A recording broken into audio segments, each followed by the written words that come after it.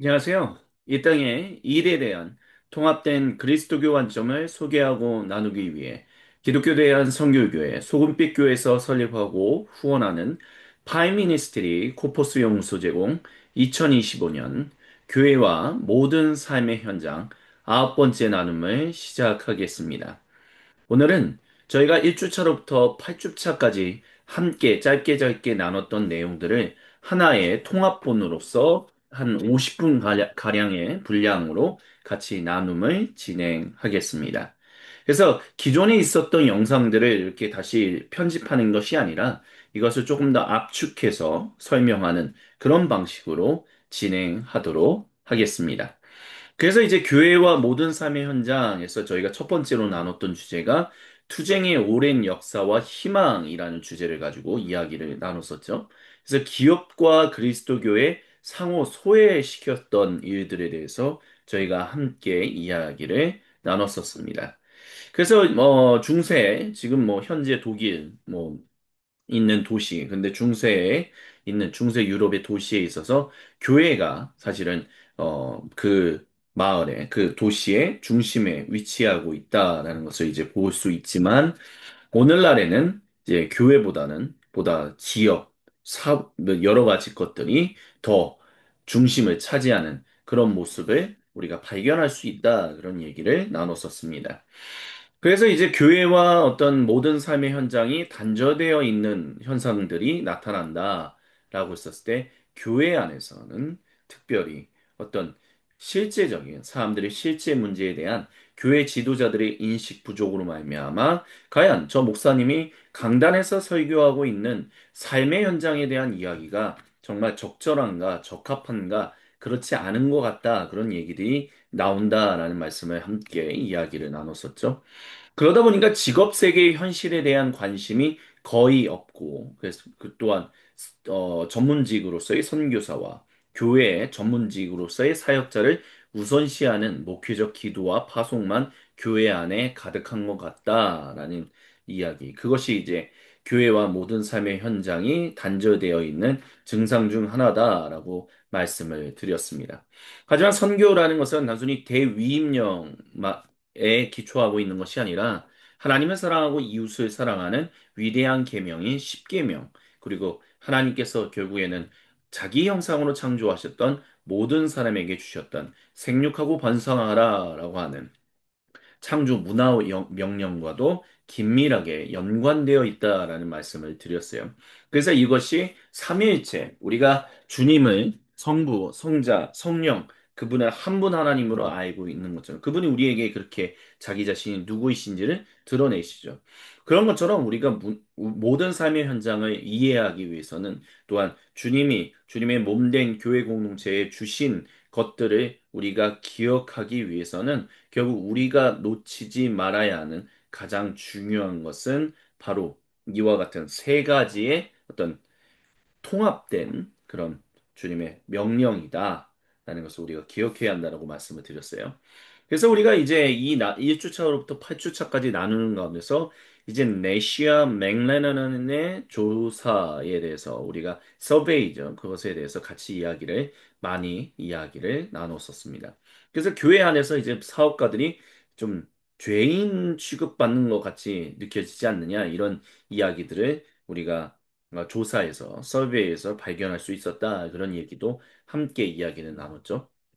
또한 이제 모든 삶의 현장에서 특별히 사업이라는 측면에서는 종교는 결국 삶의 현장의 실제 문제와 무관하다라는 인식들이 팽배하다라고 말씀을 드렸어요. 그래서 그리스도교를 사적 헌신과 경건의 영역, 그것이 모든 삶의 현장하고는 크게 상관없는 것이다. 뭐 이런 이야기들이 우리가 이야기를 나누면서 결국 교회와 모든 삶의 현장이 나눠져 있는 증상 중 하나다라는 말씀을 드렸습니다. 하지만 또한 동시에 새로운 비즈니스 영성이 종교 없는 영성의 출현. 그래서 뭐 뉴에이지라든지 뭐 명상이라든지 마사지 테라피라든지 뭐 여러 가지 것들이 등장했다라고 말씀을 드렸죠. 그래서 이런 것들.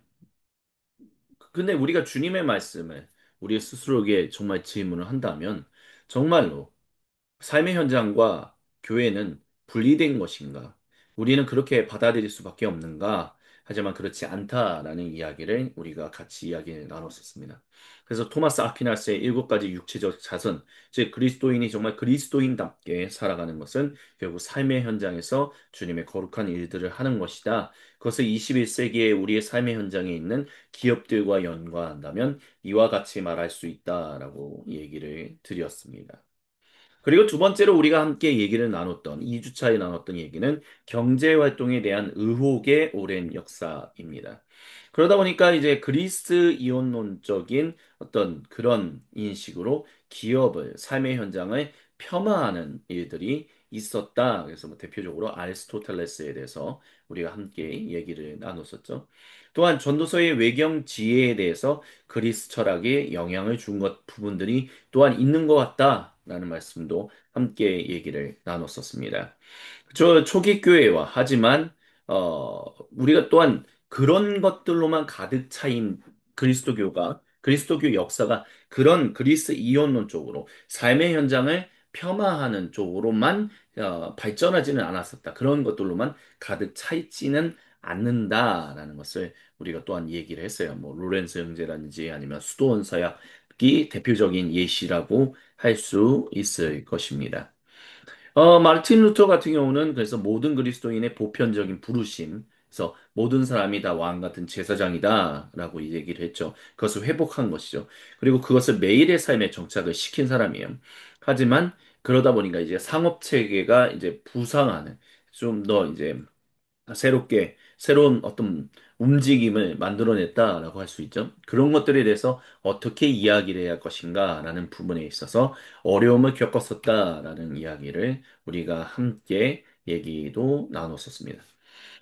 존 칼빈 같은 경우는 상업 활동을 정당한 소명으로 받아들였었어요. 하지만 칼빈주의 이후의 사상가들, 우리가 보통 칼빈주의자들이라고 하는 분들은 자기의 어떤 세속적 소명에 대한 열심이 자기가 선택받은 자들 가운데 속하는지에 대한 불안 때문이라고 생각했다. 뭐 이런 얘기들도 했었습니다. 그래서 자본주의의 시작이 사실은 칼빈과 긴밀하게 관련이 돼 있지만 오늘날의 지금의 자본주의는 그런 정신이라고 해야죠. 스피릿이 빠진 상태로서의 어떤 자본주의. 그래서 껍데기만 남은 자본주의다. 뭐 그런 이야기도 우리가 함께 이야기를 나눴었습니다. 그래서 결국 우리가 우리의 지금 21세기 2025년의 현실을 우리가 물론 이 나눔을 폴 스티븐스 교수님이 직접 가르쳤을 때는 2016년이지만 그래서 뭐 9년이 지났다고 하지만 아직도 적실하다. 아직도 우리 상황 가운데 필요한 얘기다라고 이제 얘기할 수 있어요. 그래서 이제 내시와 맥러넌이 말한 것은 이제 많은 자유주의민 그러니까 근본 좀 뭐라고 그럴까 진보주의적인 보다 더 앞서 나아가야 합니다. 개혁해야 합니다. 라고 얘기하는 사람들과 지키는 것들을 중요하게 여기는 보수주의 목회자들 사이에 모두가 다 그들이 전하는 주님의 메시지가 얼마나 깊이 반자본주의적인지 또한 그런 것들이 교육자들 사이에서 만연해 있다라는 것들을 우리가 발견할 수 있다라고 얘기를 했어요. 심지어 칼뱅을 중심으로 자본주의라는 형태가 등장한 것임에도 불구하고 지금의 자본주의에 대해서 굉장히 개신교 목회자들이 그것을 죄악시하는 모습들은 아이러니한 일이다라는 이야기를 우리가 함께 얘기를 나눴었습니다. 그리고 이제 저희가 3주차에 함께 얘기를 나눴던 것이 그 아까 전에 1주차에서 나눴던 내용 중에 이제 삶의 현장에서 사업하시는 분들이 종교를 배제한 새로운 사업 영성을 추구하는 일이 있다라고 말씀드렸어요. 그래서 그런 게 뭔가라는 거에 대해서 우리가 함께 이야기를 나눴었는데요. 그래서 이제 내시와 맥레넌이 이제 Church on Sunday라는 거에서 이제 이런 얘기를 했었어요. 사람들의 영혼을 위한 투쟁에서 교회의 주요한 경쟁자는 지나친 탐욕의 무자비한 윤리가 아니라 바로 새로운 사업, 비즈니스 안에서의 영성 운동이다. 라는 이야기를 나눴었습니다. 그래서 그게 뭐냐라고 했었을 때 신앙에 대한 혼합주의적인 접근을 선호하고 있는 베이비불 세대는 그러니까 이것도 좋고 저것도 좋고 그것도 좋다 뭐 이런 그러니까 어린 시절의 교회에서 경제 생활에 대한 의미 있는 메시지를 찾을 수 없었기 때문에 이런 새로운 사업 영성에 사람 많은 그리스도인들이 관심을 가질 수밖에 없었다라는 이야기를 했어요. 결국에는 교회가 온전한 삶의 현장에 대한 이야기를 전하지 못했기 때문에 이런 신앙에 대한 새로운 사업 영성을 추구하는 일들이 그리스도인들 안에서 일어나게 되었다라고 이제 얘기하고 있는 것입니다.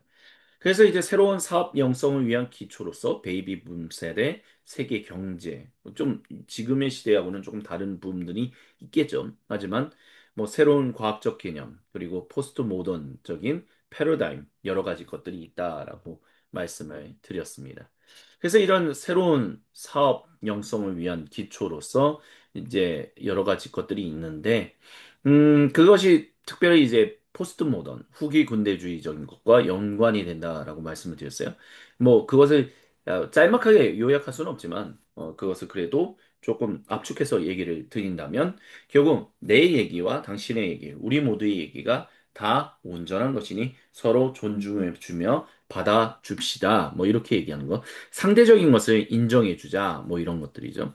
그런 것들이 결국에는 빠르게 급변하는 어떤 시대 상황 가운데서 불확실적이고, 근데 그런 가운데 신속하게 적응할 수 있는, 적용할 수 있는 어떤 필요성을 일으키는 그런 경제 환경과 잘 맞기 때문에 새로운 사업 영성을 위한 기초가 필요하다. 이런 얘기들을 지금 많은 사람들이 하고 있다라고 얘기를 드렸었습니다. 그래서 이제 비즈니스 그루들이 이제 수도사들이다라고 할 수 있죠. 그런 선생님들, 그런 사람들이 부상하게 되었다라고 얘기를 해요. 그래서 뭐 대표적인 사람은 뭐 달라이 라마 같은 경우도 있고요. 이런 가운데서 이제 새로운 사업 영성을 위한 기초로서 네 가지 욕구가 있는데 신성한 자아, 영혼에 대한 창발적인 인식, 궁극적인 질서와의 조화, 공동체와의 연결성, 종교적으로 일관된 도덕성 등이 있다라고 말씀을 드렸습니다. 그래서 이것에 대해서 우리가 비평해야 한다면 어떻게 비평할 수 있느냐라고 했을 때 포교수님은 교회는 단순히 세속적인 영성 운동을 전면적으로 모방하여 거리감을 없애는 관계를 청산할 수 없다라고 얘기를 해요. 하지만 그런 가운데서 그리스도교가 다시 한번 삶의 현장에 대해서 관심을 가지고 대화를 하는 그런 일들을 시작해야 한다라고 이야기를 합니다. 그리고 우리가 4주차에서 함께 이야기 나눴던 주제는요. 그 교회가 결국 기업을 삶의 현장을 소외시키는 행위가 무엇이냐라는 부분에 대해서 이야기를 나눴었습니다.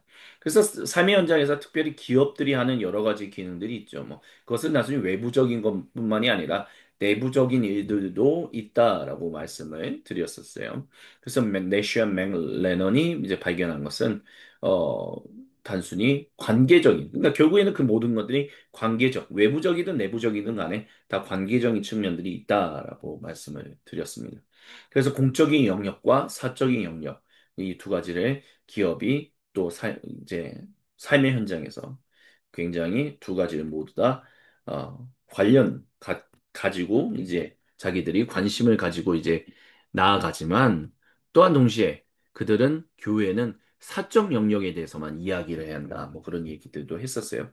그래서 이것과 관련해서 제가 그때 당시에 아마 예시를 드렸던 것이 미생이라는 드라마에서 그 김부련 부장님과 이제 오성식 과장님이 대화 나누는 가운데서 이제 진급해야 하지 않습니까? 이제 오성식 과장에게 진급해야 하는데 건강검진을 하지 않으면 안 된다고 그러면서 이제 김부련 부장님이 하는 얘기가 뭐였냐면 내가 당신 아들 돌잡이 때부터 봤다라고 얘기하는 그런 것들이 결국에는 기업에 있어서 사적인 영역까지 이제 돌보는 어떤 그런 측면들을 보여주는 하나의 훌륭한 예시다라고 말씀을 드렸었어요. 근데 이런 것과 다르게 기업은 이제 교회는 사적인 영역만 다루고 그 외에 공적인 영역은 다룰 일이 없다. 뭐 이런 얘기들 한다라고 말씀을 드렸어요. 하지만 중요한 것은 교회가 이제 그렇지 않다라는 것을 우리가 기억해야 한다라고 말씀드렸죠. 그러니까 결국 코퍼스 연구소가 이제 뭐 이런 일과 관련한 우리 여러 가지 이야기를 진행하는 이유도 결국에는 교회는 사적인 영역에 대해서만 이야기를 하는 것이 아니기 때문에 교회는 공적인 영역과 사적인 영역, 모든 곳이 다 하나님 나라, 하나님이 주인 되시는 영역이기 때문에 그 모든 것들을 다 이야기할 수밖에 없다. 그런 관점에서, 아니, 관점이 아니죠. 그게 사실이니까. 우리의 믿음이잖아요. 우리의 신앙이고요. 그렇기 때문에 이와 같은 일을 하고 있다라고 말씀을 드릴 수 있겠습니다. 그래서 이것이 바로 우리가 네 번째로 나눴던 주제의 핵심이었었고요. 다섯 번째 우리가 함께 나눴었던 주제는 5주차 때 나눴던 주제는 진실한 고백입니다. 그래서 결국에는 많은 그리스도인들이 뭐라고 얘기하냐면 포스티브스 교수님이 이제 세아르 비즈니스 퍼슨을 만났을 때 그가 그렇게 얘기를 했다라고 얘기를 해요. 직장에서 직면하는 진정한 감정적, 재정적, 관계적, 윤리적 문제를 이해하는 목사님을 만난 적이 없다라고 얘기했다는 거예요. 그래서 그런 목사님들이 괜시리 그냥 잘 모르는데 어줍지 않게 충고나 비판을 할까 봐 두려워서 이런 문제들을 목회자와 논의하고 싶지 않다라는 얘기를 했다라고 해요. 그래서 교회가 지금 현재 21세기의 교회가 정말로 소중하게 여기는 것은 주일학교를 가르치거나 장로가 되거나 교회 위원회에서 봉사하거나 이런 것들 교회 안에서의 일들만 더 중요하게 여기는 것 같다라고 얘기하면서 교회가 이제 비즈니스 퍼슨이 말씀하셨던 거예요. 사업가가 말씀하신 거죠. 사업에서 하는 일을 진정으로 가치 있게 여기거나 인정한다라고 믿지 않는다라고 얘기를 해요. 그러니까 결국에는 마지막으로 그리스도인으로서 사업하는 일에 있어서 근데 굳이 사업과만 얘기할 것이 아니라 결국 모든 그리스도인이 자기 모든 삶의 현장에서 하는 일들에 대해서 과연 교회 공동체로부터 교회 지도력으로부터 본질적인 인정을 받은 적이 있느냐라고 했었을 때 그런 적은 없었다라는 것이 우리가 지금 귀 기울여야만 하는 우리가 마주해야 하고 목도해야만 하는 현실이다라는 것을 우리가 잊지 말아야 할 것입니다. 그런 것들이 결국. 그래서 결국에는 많은 그리스도인들이 그런 질문을 한다는 거예요. 자기 직업에서 성실하게 신앙생활을 자기 삶의 현장에서 하는 것이 가능한지 확신이 서지 않는다라고 말한다는 거죠. 그렇기 때문에 속이 빈 것처럼 뭔가 공허한 것처럼 느껴진다라는 것이죠. 얼마 전에 제가 이제 잘 보는 이제 유튜브 채널 중에 이제 뜬뜬이라는 채널이 있어요. 근데 그 뜬뜬해서 이제 뭐한 토요일마다 이제 토요일 아침에 이제 일요일 아침이었나요? 토요일 아침이었나? 갑자기 헷갈리는데 그 일요일 토요일 아침이었던 것 같습니다. 토요일 아침에 이제 인터뷰를 해요. 유재석 씨가 나와서 이제 인터뷰를 하는데 이제 이효리라는 이제 굉장히 20대, 30대, 40대 굉장히 커리어 쪽으로 이제 어마어마한 성공을 거둔 여 가수이시죠. 그분이 20대 때도 1위 해본 적 있고, 30대 때도 1위 해본, 그러니까 가요 프로그램에서 40대 때도 그랬고, 많은 사람들이 존경하고, 뭐, 어떤 사람들 또 싫어하는 분들도 계시겠지만, 어쨌든 그런 분인데, 그분이 그런 얘기를 하더라고요. 자기가 그렇게 커리어 쪽으로 하이를 찍고, 굉장히 여러 가지 일들을 했는데도 불구하고, 아직도 뭔가, 근데 그런 것들이 너무 공허하게 느껴져서, 모든 것을 다 내려놓고, 이제 결혼하고, 제주도에 가서 여러 가지 다른 것들을 찾았지만, 아직도 무엇인가 자신이 놓치고 있는 공허함이 있는 것 같다라는 얘기를 그 인터뷰 가운데서, 그 대화 가운데서 나누는 것을 들을 수 있었습니다. 굉장히 많은 사람, 그분이 정말 어떤 자기 경력에 있어서는 나아갈 수 있는 오히려 나아갈 수 있는 것보다 남들이 가지 못했던 길을 정말 개척하면서 가는데도 불구하고 속이 비어 있는 것처럼 느껴진다라는 말. 그런 것들이. 근데 사실 그리스도인들이 그렇게 얘기한다라는 것, 하는 분들이 또 있다라는 거예요. 여러분은 어떠십니까? 저는 어떻습니까? 우리가 지금 혹시 속이 비는 사람처럼 그리스도인인데도 불구하고 살아가고 있지는 않은지요. 근데 그것이 교회가 우리의 삶의 현장을 중요하게 여기지 않는 것처럼 느낀다라는 것 때문에 나타나는 것이라면 교회가 지금 전하고 있는 주님의 메시지는 굉장히 반쪽만 전하고 있는 것이다라고 얘기할 수밖에 없을 것입니다. 그래서 우리가 교회가 이제 균형 잡히고 효과적인 삶의 현장의 생활을 영위하기 위한 가장 강력한 자원 중 하나가 될 수 있어야 하는데, 그러지 못하는. 그러니까, 우리의 모든 삶의 현장에서 일어나는 일들에 대해서 영적이고 윤리적인 통찰력을 제공할 수 있어야 하는데도 불구하고, 대부분의 경우 그런 일을 회피하고 있다는 것은 직무유기를 하고 있는 것이다. 라는 이야기를 우리가 얘기를 나눴었어요. 하지만 그럼에도 불구하고 우리에게는 소망이 있다라는 이야기를 창조, 타락, 구속, 완성이라는 그 거대 서사, 그리스도교만이 가지고 있는 그 이야기, 하나님 이야기. 그래서 우리는 발견할 수 있다라고 우리가 함께 얘기를 나눴었습니다. 그래서 이 질문이 중요했었죠. 그래서 당신은 세상에서 무엇을 하고 계십니까? 그리고 왜 그 일을 하고 계십니까? 하지만 또한 우리가 더 온전하게 질문해야 할 것은 하나님께서 이 세상에서 무슨 일을 하고 계신지 당신은 알고 계십니까? 그리고 하나님이 그 일에 당신이 한 부분이 되라고 같이 하자고 초대하고 계시다는 것을 알고 계십니까? 라는 그 질문을 우리가 해야 한다라고 말씀을 드리면서 다섯 번째 나눔을 마무리했었습니다. 그래서 이제 갱신한 선교시나 첫 번째, 여섯 번째 나눔으로서 선교지로서의 모든 삶의 현장을 우리가 아는 것이 중요하다라고 말씀을 드렸었어요. 그리고 이 주제와 관련해서 우리가 빼놓지 말고 이야기해야 하는 20세기의 위대한 선교학자였고 선교사셨던 분이 바로 레슬리 뉴비긴이다라고 말씀을 드렸습니다.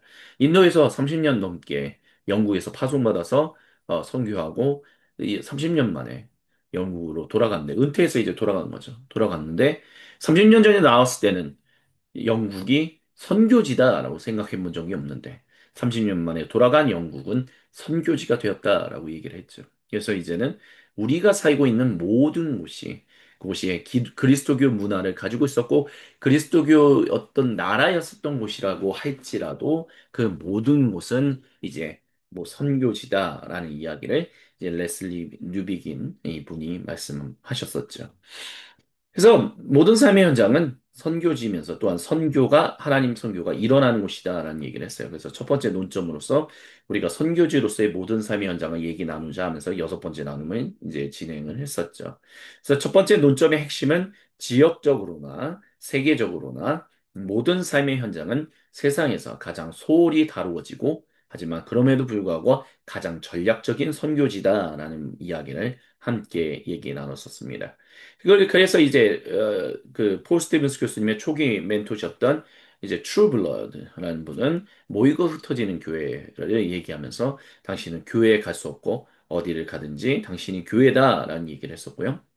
윌리엄 캐리가 개신교의 안에서 첫 번째 선교사다라고 이제 우리가 얘기를 보통 하잖아요. 근데 이제 윌리엄 캐리가 인도로 이제 선교하러 갔을 때 국제 무역과 관련해서 주님의 몸된 교회를 영국에 있는 그 교회를 설득해서 자기를 파송하게 하는 일들이 있었다라는 말씀을 함께 얘기 나눴었어요. 그래서 스티븐 린드와 톰 스테파는 세계화가 아마도 교회에서 가장 크고 활용도가 낮은 부분인 사업가들을 다시 선교지로 데려오는 하나님의 방법이 될 수 있을까라고 질문했다라고 하면서 그것이 가능할 수 있다라고 이제 얘기를 했다랍니다. 다만 이제 거기서 이포 교수님이 얘기하는 것처럼 대위임령 회사가 된다면 영어로는 이제 Great Commission Companies가 된다면 그렇다 그게 가능하다 이제 그렇게 얘기해요.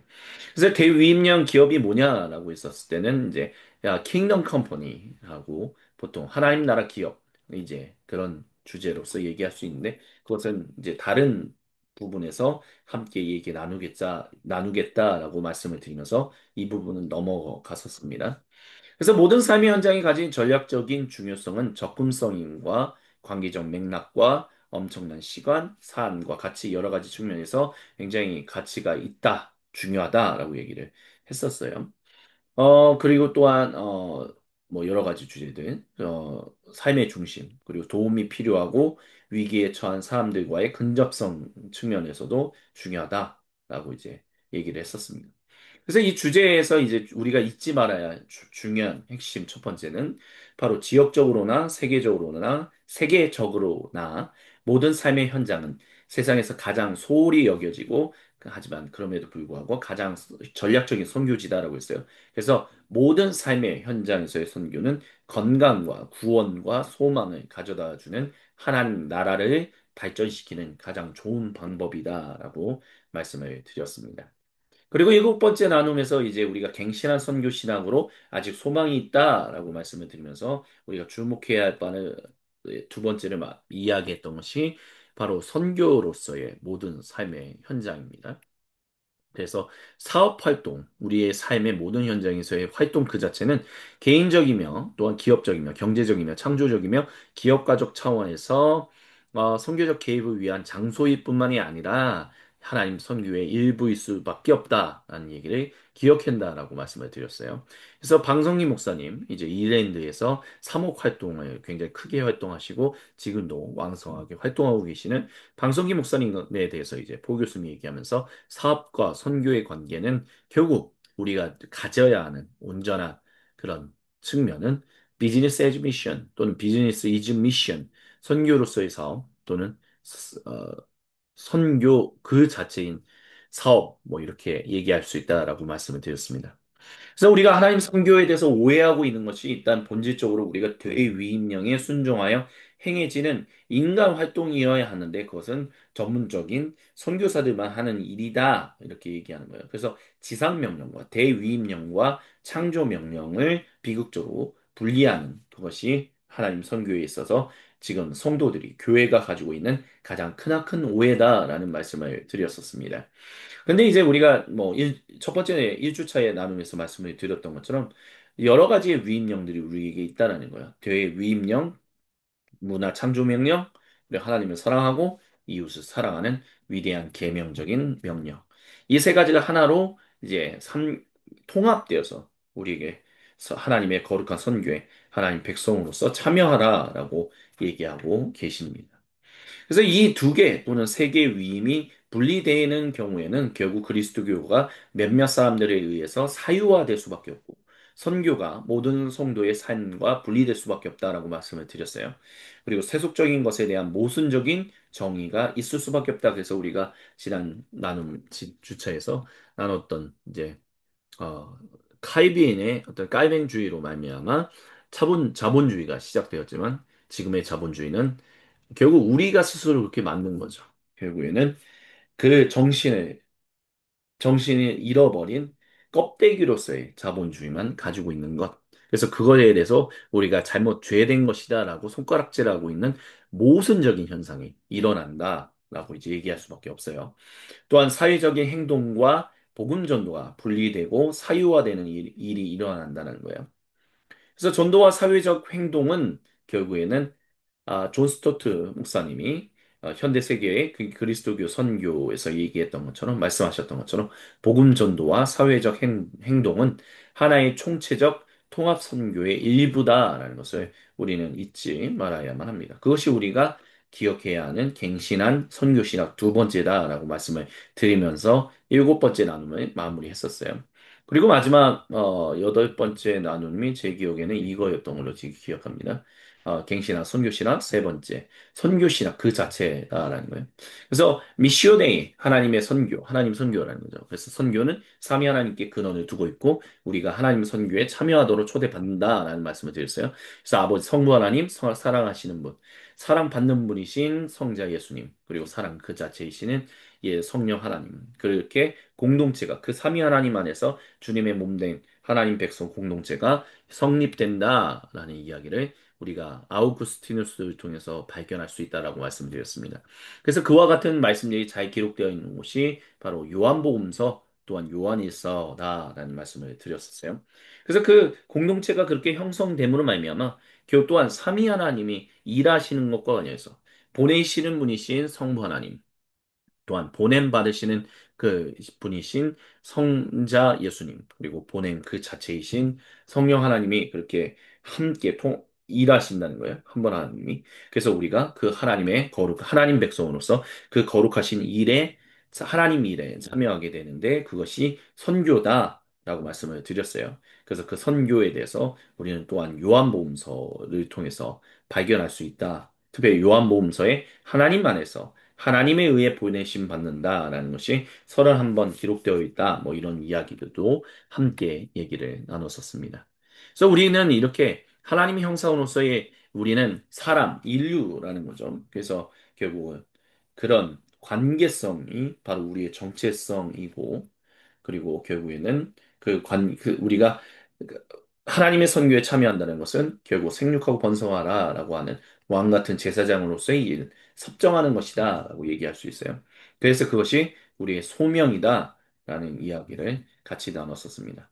그래서 이런 하나님 선교는 아담과 하와에게 친교를 이루면서 살고 공동체를 세우고 창조 세계 안에서 공동 창조자가 되라라고 부름을 받는다라고 포 교수님이 얘기를 해요. 그래서 우리의 안에는 세 가지의 정규직 직업이 있다. 이제 그렇게 얘기를 해요. 하나님과 나와의 관계에서는 지속적인 친교. 그리고 하나님 안에서 나와 너의 그 사람들의 관계에서는 하나님 나라, 그 하나님 도시를 세워나가는 것. 그리고 하나님 안에서 우리가 하나님과 창조 세계에서의 관계는 창조성이 충족되는 그런 일들이 일어난다라고 말씀을 드렸습니다. 그래서 결국 하나님이 자기 백성을 세우신 이유는 모든 백성을 축복하시기 위함이다. 라는 것을 우리가 기억해야 한다라고 또 말씀을 드렸었어요. 그래서 하나님께서 아브라함을 모든 민족에게 복을 주시라고 부르셨던 것처럼 이런 선출과 선택은 바로 하나님 선교 그 자체를 위한 것이다. 라는 이야기를 함께 얘기 나눴었습니다. 그래서 그 하나님 선교에서 하나님이 아브라함에게 그리고 자기 백성들에게 주시는 약속은 가족이 정말 별의 후손처럼 별과 같이 자손들이 많아질 것이다. 땅을 가지게 될 것이다. 그리고 지상의 모든 민족이 아브라함 그리고 그 민족 하나님 백성인 이스라엘 민족 그리고 오늘 2025년을 살아가고 있는 우리 그 모든 그리스도인 그들을 통해서 복을 받게 될 것이다 라는 이야기를 합니다. 그래서 창세기 18장 19절에서 내가 아브라함을 선택한 것은 그가 자식들과 자손을 잘 가르쳐서 나에게 순종하게 하고 옳고 바른 일을 하도록 가르치라는 뜻에서 한 것이다. 그래서 그의 자손이 아브라함에게 배운 대로 하면 나는 아브라함에게 약속한 대로 다 이루어 주겠다라고 말씀을 하셨었어요. 그래서 이제 그것이 바로 세계 선교와 연관된다라는 이야기를 나눴었고요. 그래서 모든 민족이 이스라엘이 되어야지 단지 이스라엘에 더해져야만 하는 것은 아니었다라는 크리스토퍼 라이트 교수님의 이야기를 우리가 잊지 말아야 한다라는 말씀을 드렸었습니다. 그래서 선택이라는 측면에서 레슬리 뉴비긴 목사님은 선교사님은 선택은 하나님 앞에서 특권적인 지위에 놓인다라는 그런 거짓 생각을 벗어버려야 한다라고 얘기를 했습니다. 그래서 하나님께서 세상을 정말 정말 사랑하셔서 독생자를 보내셨는데 그것이 바로 선교사, 당신의 자신의 인격 안에 있는 하나님 나라, 오토 바실리아라고 고대 그리스어는 얘기했었죠. 건강, 치유, 갱신, 존엄성 및 완전한 구원을 가져다 주기 위해 보내셨다라는 것을 잊지 말아야 한다라고 말씀을 드렸었습니다.